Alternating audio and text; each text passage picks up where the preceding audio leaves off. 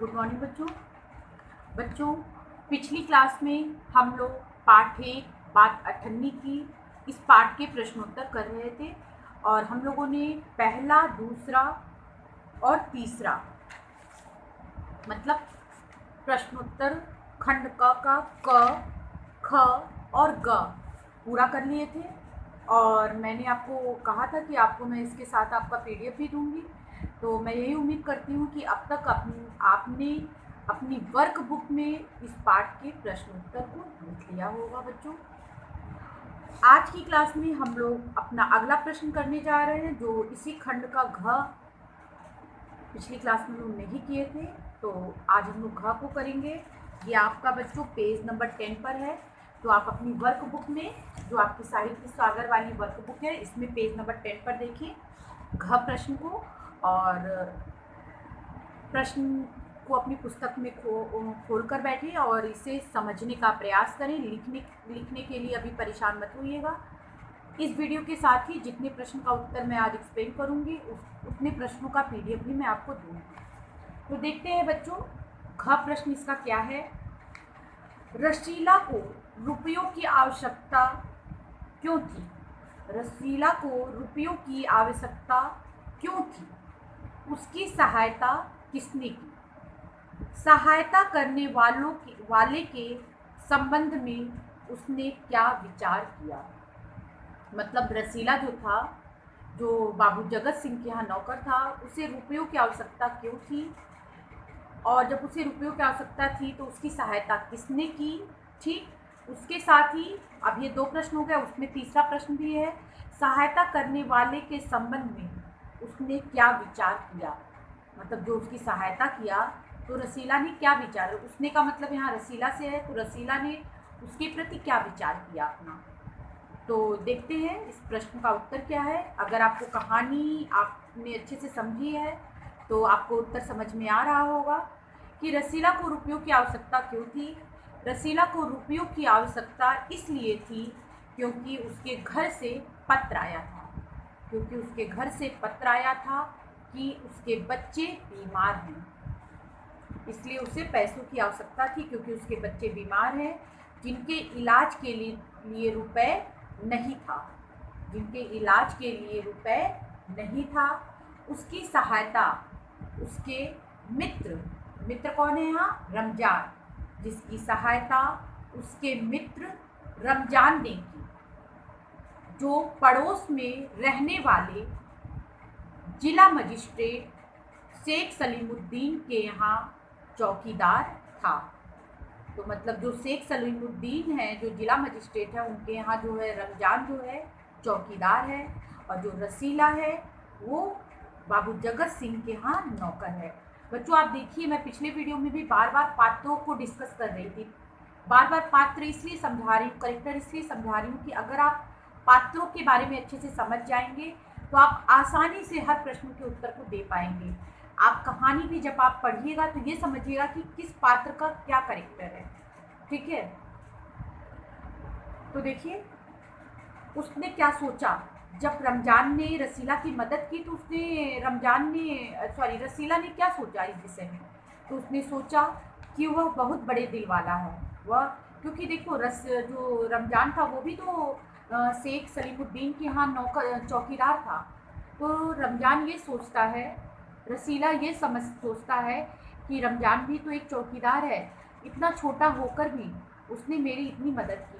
क्योंकि जब रसीला जो है बाबू जगत सिंह के यहाँ पैसे मांगने गया तो जगत सिंह ने जो है पेशगी देने से इनकार कर दिया, उससे मना कर दिया कि उसे पैसा नहीं देगा। एडवांस का मतलब होता है पेशगी, हिंदी में अगर आप इसे बोलेंगे तो पेशगी बोलेंगे। तो वो मना कर देता है, जो कि वो खुद ही जगत सिंह जो पेशे से इंजीनियर है, फिर भी वह रसीला की मदद करने से मना कर देते हैं। और ऐसे में उसकी मदद कौन करता है? उसका मित्र रमजान करता है, जो कि खुद शेख सलीमुद्दीन के यहाँ चौकीदार है। तो रसीला सोचता है अपने मन में कि यह बहुत बड़े दिल वाला है, जो गरीब होकर भी उसकी मदद कर रहा है। क्योंकि मदद मांगने के लिए वो अपने मालिक जगत सिंह के पास भी गया था, पर जगत सिंह उसे साफ इनकार कर देते हैं। तो बच्चों मुझे लगता है आपको समझ में आया होगा। एक बार फिर से देखते हैं कि रसीला को रुपयों की आवश्यकता इसलिए थी क्योंकि उसके घर से पत्र आया था और जिसमें लिखा था कि उसके घर में बच्चे बीमार हैं और उसके पास पैसे नहीं थे, बच्चों के इलाज के लिए रुपए नहीं थे। ऐसे में उसकी सहायता उसका मित्र रमजान करता है और रमजान जिला मजिस्ट्रेट शेख सलीमुद्दीन के यहाँ चौकीदार था। जब वह रसीला की मदद करता है तो रसीला सोचता है उसके बारे में। अब आप देखिए आपकी जो है प्रश्न की लास्ट पंक्ति है, सहायता करने वाले के संबंध में उसने क्या विचार किया। उसने का मतलब रसीला ने। तो रसीला ने सोचा कि वह बहुत बड़े दिल वाला है, कि वह बहुत बड़ा दिल वाला है जो गरीब होकर भी उसकी मदद कर रहा है। तो मुझे लगता है बच्चों आपको उत्तर समझ में आ गया होगा। आगे बढ़ते हैं। आप देखिए पेज नंबर 11 पर आइए। पेज नंबर 11 पे खंड है, इसका सेकंड खंड का पहला प्रश्न।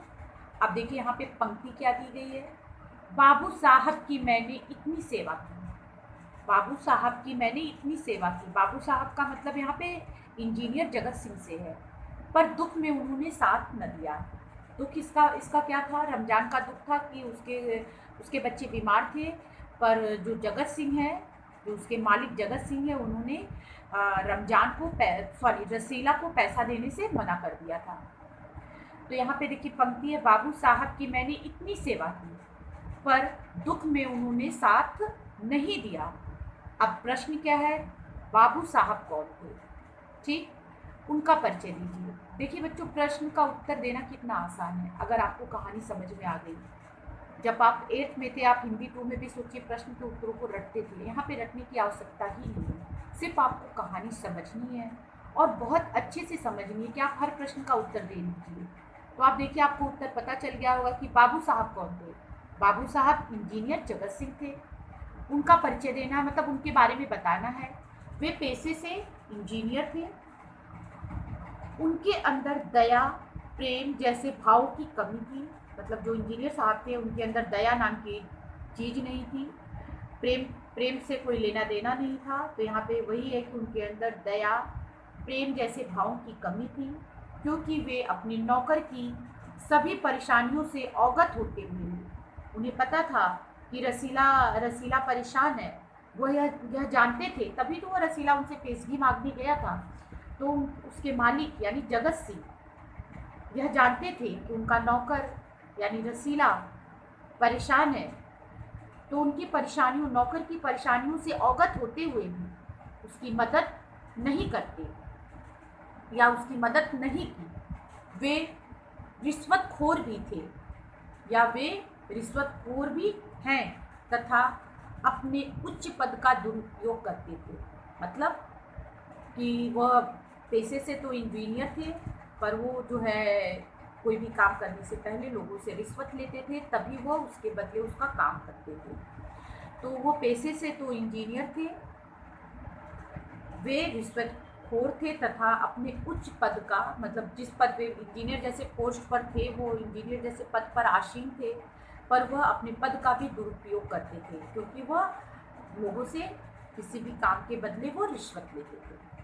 तो ये था बच्चों इंजीनियर साहब का परिचय। एक बार फिर से देखते हैं। बाबू जगत सिंह जो थे, बच्चों देखिए, आप देखिए हर प्रश्न के उत्तर को मैं 2 बार समझा रही हूँ। समझाने का तात्पर्य यही है कि आप प्रश्न के उत्तरों को बढ़ा चढ़ा कर लिख पाएँ, ठीक है, और उसके साथ ही आपको समझ में आ जाए, बिल्कुल भी आपको रटने की आवश्यकता न पड़े। तो यहाँ पे बाबू जगत सिंह जो है पेशे से इंजीनियर थे। वे बाबू साहब जो है इंजीनियर जगत सिंह थे। यहाँ पे पहले पूछा गया बाबू साहब कौन थे, तो बाबू साहब जो है इंजीनियर जगत सिंह थे। वे पेशे से इंजीनियर थे। उनके अंदर दया प्रेम जैसे भावों की कमी थी, क्योंकि वे अपने नौकर की सभी परेशानियों से अवगत होते हुए भी उसकी मदद नहीं करते थे या नहीं करते। वे रिश्वतखोर भी थे या वे रिश्वतखोर भी हैं तथा अपने उच्च पद का दुरुपयोग करते हैं। तो ये था बच्चों आपके खंड सेकंड का क का उत्तर। आगे बढ़ते हैं ख की तरफ। वक्ता को कितना वेतन मिलता था। वक्ता को कितना वेतन मिलता था जिसमें उसका गुजारा नहीं हो पाता था। तो यहाँ पे वक्ता जो है, वक्ता को 10 रुपये मासिक वेतन मिलता था। वक्ता को 10 रुपये मासिक वेतन मिलता था। उसमें उसका गुजारा इसलिए नहीं हो पाता था क्योंकि उसके गांव में उसके बूढ़े पिता, पत्नी, एक लड़की और 2 लड़के थे जिनका भार भी अकेले उसी के कंधों पर था। मतलब कहने का मतलब रसीला का इतना बड़ा परिवार था और वह मासिक महीने में सिर्फ 10 रुपये उसकी तनख्वाह थी। उस 10 रुपये में 10 रुपये को जो वो महीने में पाता था उसे अपने गांव भेज देता था। अब आप सोचिए 10 रुपये की क्या कीमत है। उस 10 रुपये में उसके घर में इतना बड़ा उसका परिवार, उसके बूढ़े पिता, उसकी पत्नी, एक बेटी और 2 बेटे थे, जिसकी वजह से उसके घर का गुजारा नहीं हो पाता था। तो वक्ता को कितना वेतन मिलता था? तो यहाँ पे वक्ता को जो है 10 रुपये मासिक वेतन मिलता था। मासिक का मतलब महीने में सिर्फ 10 रुपये मिलता था। और इसीलिए जो है रसीला जो है अपने मालिक यानी जगत सिंह से बार बार पैसे बढ़ाने की बात करता था, पर उसके मालिक जो थे वो पैसा बढ़ाने से इनकार कर देते थे। जैसा कि हम पहले पंक्ति में पढ़े थे, जब पहला प्रश्न कर रहे थे, वो कह देते थे कि तुम्हें जो है इससे ज़्यादा कोई और दे तो तुम वहाँ चले जाओ, पर मैं इससे ज़्यादा नहीं दे पाऊँगा। तो यहाँ पे वक्ता को सिर्फ 10 रुपये मासिक वेतन मिलता था, जिसमें उसका गुजारा इसलिए नहीं हो पाता था क्योंकि उसके गांव में उसके बूढ़े पिता, पत्नी, एक लड़की और 2 लड़के थे जिनका भार भी अकेले उसी के कंधों पर था। तो बच्चों, ये हमारा जो है सेकेंड पार्ट का क और ख भी समाप्त हुआ। अभी इस पार्ट में 2 प्रश्न और हैं। सेकेंड पार्ट में ग और घ, इसे हम लोग सब लोग इन प्रश्नों के उत्तरों को सेकेंड पार्ट का ग और घ इसे हम लोग अगली क्लास में करेंगे। बच्चों आप देखिए, मैं थोड़ा थोड़ा समझा रही हूँ और उसे कम से कम 1 से 2 बार समझा रही हूँ और उतना ही आपको लिखने को दे रही हूँ। तो आप देखिए, आपके ऊपर कोई ज़्यादा प्रेशर नहीं है, आपको आसानी से समझ में आ रहा होगा। उसके साथ ही आपको सिर्फ मात्र 2 से 3 प्रश्नों के उत्तर लिखने हैं। तो आप इसे सुंदर राइटिंग में और समझते हुए लिखिए, ठीक है। और मैं इसीलिए थोड़ा थोड़ा आपको पढ़ा रही हूँ। अभी हम लोग के पास पर्याप्त समय है, हम लोग आसानी से सारी चीज़ों को अच्छे से समझते हुए पढ़ सकते हैं। तो यहाँ पे आपको परेशान नहीं होना है, घबराना नहीं है। थोड़ा थोड़ा पढ़ते चलिए और थोड़ा थोड़ा लिखते चलिए। आसानी से हम लोग लिख, पढ़ और समझ सकते हैं। तो इसीलिए मैं आपको एक साथ ज़्यादा नहीं करा रही हूँ, थोड़ा थोड़ा ही करा रही हूँ, जिससे आपको चीज़ें आसानी से समझ में आ जाए। तो बच्चों, आज हम लोग जो है खंड क का घ प्रश्न किए हैं और उसके साथ ही खंड सेकंड का क और ख कर लिया हम लोगों ने। तो इन तीनों प्रश्न के उत्तरों का मैं आपको PDF दूंगी, जिसे देखकर आप फिर अपनी उत्तर पुस्तिका में, मतलब अभ्यास पुस्तिका में आप इसे लिखेंगे। अगली क्लास में हम लोग फिर मिलेंगे बच्चों, इसके खंड सेकंड के ग और घ पर चर्चा करेंगे। आज के लिए इतना ही बच्चों। इन प्रश्नों के उत्तरों को आप सुंदर राइटिंग में अपनी पुस्तक में समझते हुए लिखिए। थैंक यू बच्चों।